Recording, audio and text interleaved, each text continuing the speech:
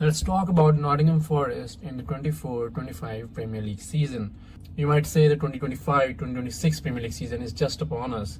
Why are we talking about the 2024-2025 season? Well, to be honest, the thing is, I analyzed Nottingham Forest's play from the 2024-2025 season, and I wrote up a script, and I used my brain. And once you use your brain, you should not let it go to waste. Always apply yourself, if that makes sense. That's what the elders say. Last year, Nottingham Forest was competing for the UEFA Champions League spots, failed to qualify for the UEFA Champions League, also failed to qualify for the UEFA Europa League, qualified for the UEFA Conference League, but still somehow ended up qualifying for the UEFA Europa League. That's just how football works, and life too sometimes. And life really is like that. You meet people, you love them, and then you lose them, and you never see them again. And it's inevitable. It happens to everyone, and there's nothing you can do about it.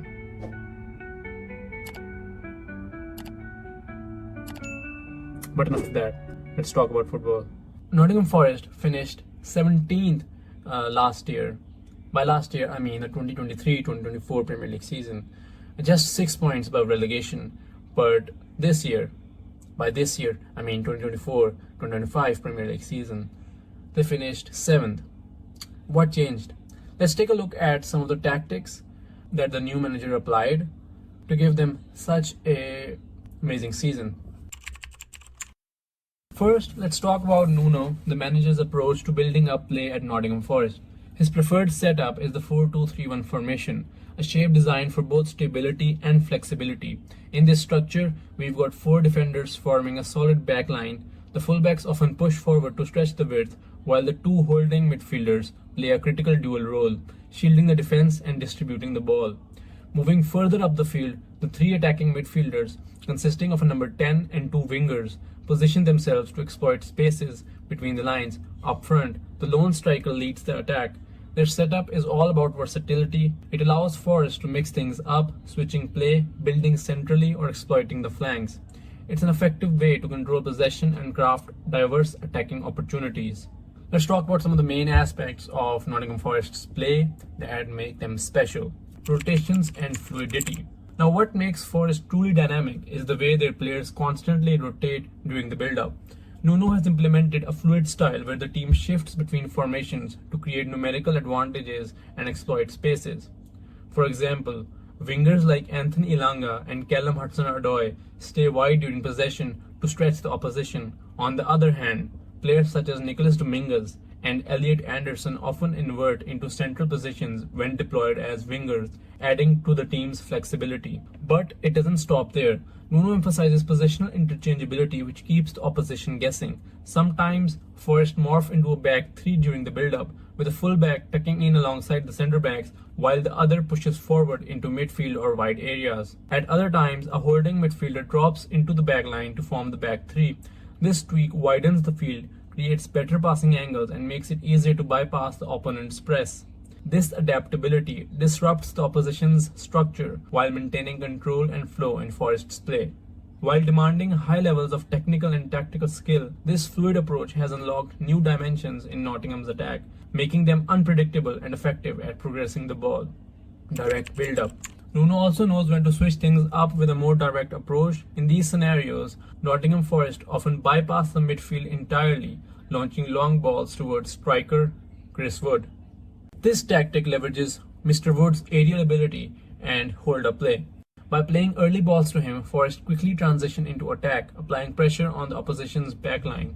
Mr. Wood's ability to control the ball and bring his teammates into play creates immediate opportunities for Forest's attacking players to advance. Take this example. The goalkeeper sends a long ball to Mr. Wood, who holds off his defender and controls it. A midfielder pushes forward to receive the next pass, driving the pass into the penalty area and setting up a goal-scoring opportunity, all in just 2 passes. It's a low-risk, high-reward strategy that maximizes Mr. Wood's strengths and keeps the opposition under constant pressure. Link-up play with the striker. Nuno also utilizes Wood as a key link in more methodical build-ups. To break down opposition defenses, he often creates central overloads, having Mr. Wood drop into midfield from his striker position.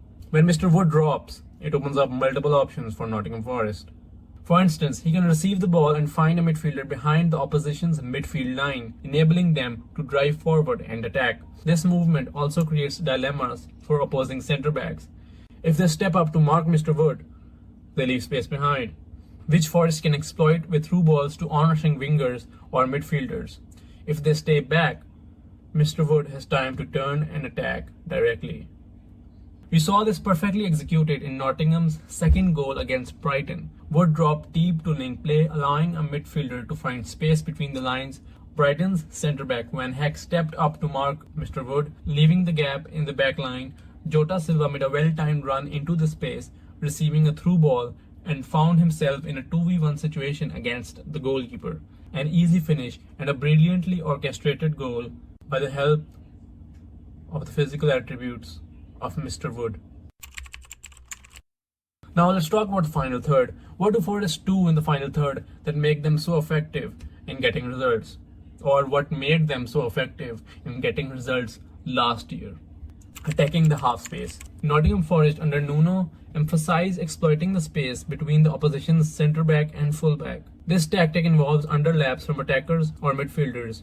When a Nottingham winger receives the ball wide, they draw the opposition full-back, creating space for a teammate to run into the gap. The underlapping player can receive the ball to cross or challenge the defender 1v1. Alternatively, the winger can use the distraction to move inside, shooting or passing to a free player.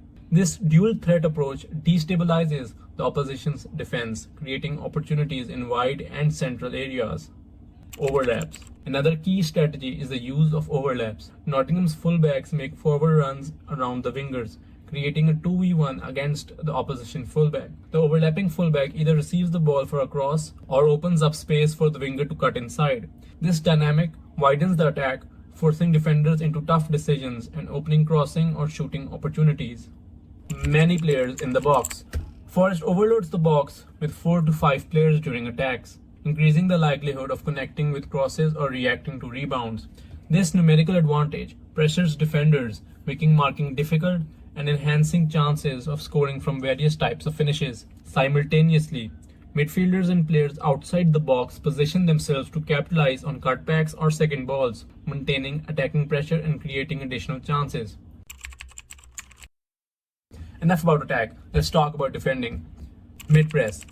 Nottingham Forest employs a 4-2-4 formation in a mid-block to force opponents wide. The wingers press the centre-backs while strikers block passes into midfield. If play moves to the flank, a central midfielder steps out, with other midfielder and strikers shifting to cover.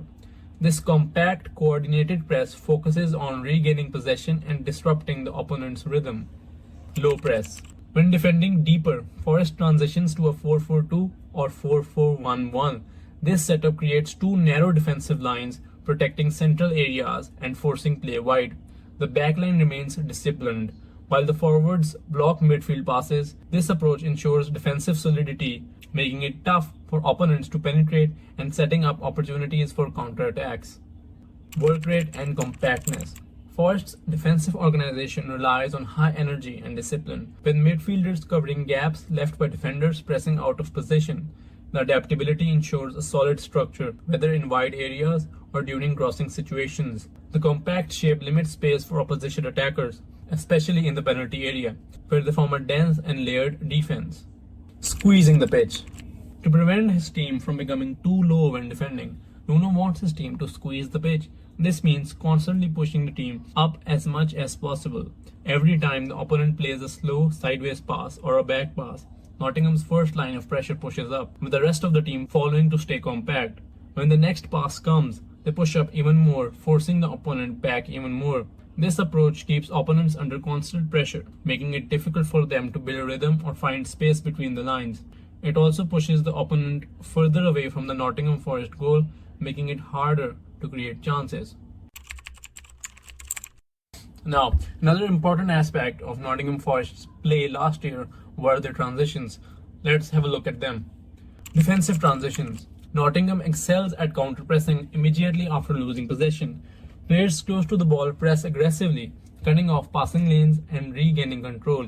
This high-intensity approach disrupts opponents' transitions, enabling Forest to stay on the front foot. Offensive transitions. Forest's counterattacks are quick and direct, focusing on vertical passes to exploit defensive gaps. Players make intelligent runs to create overloads, often targeting wide areas or diagonal passes to bypass opposition pressure. This approach leverages their speed and organization, making them highly effective on break. Alright, all of this mixed with Nuno's serious face and a group of talented players led Nottingham Forest to finish 7th in the Premier League table. That was all for today, and hopefully next time I don't wait 6 months after creating content for a video before posting it. Allah Hafiz.